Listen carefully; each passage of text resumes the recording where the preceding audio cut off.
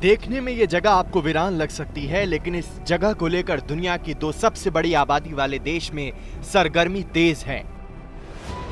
आज तक पर यह एक्सक्लूसिव तस्वीर है लद्दाख के चुशुल इलाके की। ये वही जगह है जहां भारत और चीन की सेना के बड़े अधिकारी बातचीत के लिए बैठेंगे। जी हां, लद्दाख इलाके में पिछले कुछ हफ्ते से दोनों देशों के बीच तनाव को देखते हुए यहीं पर बीएमपी कॉम्प्लेक्स में भारत और चीन के बीच पहली बार लेफ्टिनेंट जनरल स्तर की बातचीत होगी।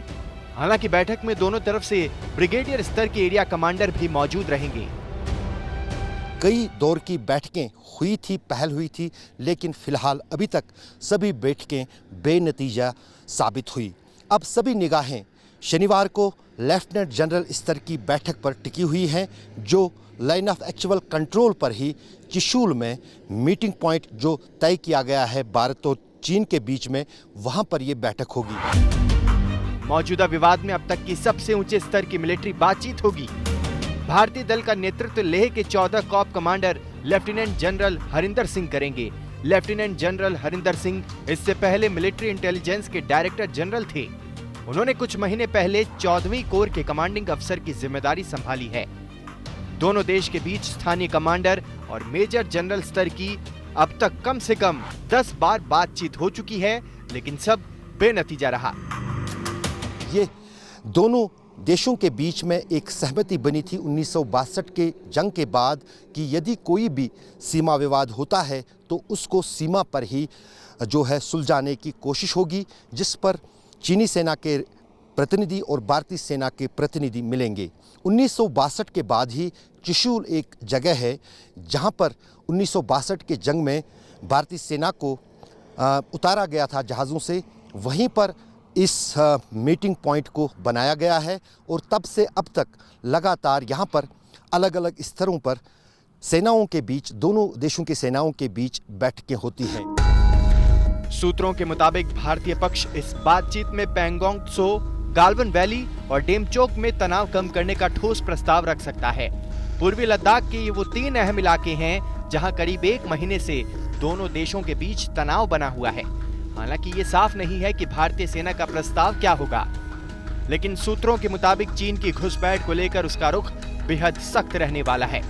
भारत संकेत दे चुका है कि चीनी सेना अपनी पुरानी स्थिति में लौट जाए। इंडियन आर्मी का जो जितना भी सोल्जर है वो ऐसा एक यूनिफॉर्म पहनने के बाद ऐसा एक क्षमता रखता है कि एक इंच भी जो अगर अपने धरती माँ के ऊपर जो अगर आंख उठा के भी देता है तो उसको भी आगे धकेलने की क्षमता रखता है। लेफ्टिनेंट जनरल की बातचीत अहम शुरुआत है। भारत पहले ही साफ कर चुका है, चाहे जैसे भी हो, बातचीत से समस्या का हल निकलना चाहिए। भारत की भी यही कोशिश है कि तनाव किसी भी सूरत में न बढ़े, बल्कि मिलिट्री लेवल पर यदि बातचीत करनी है तो मिलिट्री लेवल पर बातचीत करके, डिप्लोमेटिक लेवल पर बातचीत करनी है तो डिप्लोमेटिक लेवल पर बातचीत करके उस मामले को सुलझाया जाना चाहिए। और इस समय मैं जानकारी देना चाहता हूं कि मिलिट्री लेवल पर और डिप्लोमेटिक लेवल पर इस समय चाइना के साथ बातचीत चल रही है। इस बेहद अहम बैठक से पहले सुरक्षा एजेंसियों ने सरकार को पूर्वी लद्दाख में चीन की हरकतों पर विस्तृत रिपोर्ट सौंपी है। सरकार के सूत्रों के मुताबिक इस रिपोर्ट में बताया गया है कि लद्दाख में चीन ने सैनिकों की तैनाती बढ़ाने के साथ ही सैन्य साजो सामान भी बढ़ाया है। हालांकि राजनयिक स्तर पर भी कोशिश की जा रही है। चीन ने भी इस बात के संकेत दिए हैं कि इस भारत और चीन के बीच में जो इस वक्त सैन्य विवाद चल रहा है उसको लेकर किसी की मध्यस्थता की जरूरत नहीं है, दोनों आपस में इस मसले को सुलझा सकते हैं। ऐसे में उम्मीद की जा रही है कि 6 जून को होने वाली बातचीत में अब तक जो पिछले 1 महीने से पूर्वी लद्दाख के अलग अलग इलाकों में सैन्य जमावड़ा है दोनों तरफ का, वो खत्म हो पाएगा। बातचीत के लिए लद्दाख स्थित चुशुल के बीएमपी कॉम्प्लेक्स में भारतीय सेना के नुमाइंदे हेलीकॉप्टर से पहुंचेंगे, जबकि चीनी सेना के कमांडर गाड़ी से इस पॉइंट तक पहुंचेंगे। बातचीत की मेजबानी का पूरा जिम्मा भारत संभालेगा। इस मीटिंग को लेकर काफ़ी तैयारियां की गई हैं, पिछले कई दिनों से और चल रही हैं। खास तौर से इस मीटिंग का पूरा जो मैनेजमेंट कहें या फिर जो भी कुछ उसका उसका जो पूरा संचालन है वो कहीं ना कहीं भारतीय सेना के हाथ में ही है, क्योंकि ये मीटिंग पॉइंट, ये जो बिल्डिंग है जिसमें ये बैठक होनी है, उसकी देखरेख भारतीय सेना के पास ही है।